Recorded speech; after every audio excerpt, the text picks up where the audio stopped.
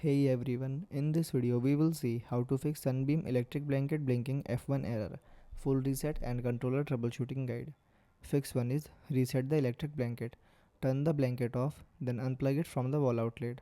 Unplug the controller from the blanket, then wait 30 to 60 seconds. Plug the controller back into the blanket.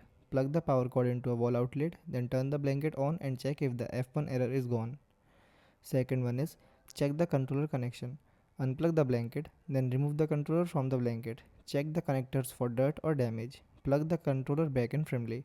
Turn the blanket on and see if the error is fixed. Third one is try a different wall outlet.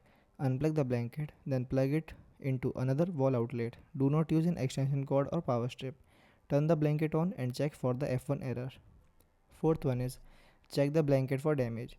Unplug the blanket, then look for cut, tears, or burn marks. Then check that the power cord is not damaged. If you find any damage, stop using the blanket. Fifth one is let the blanket warm up. Unplug the blanket, then leave it at room temperature for 30 minutes. Plug it back in, turn it on, and check if the error is gone. Thanks for watching.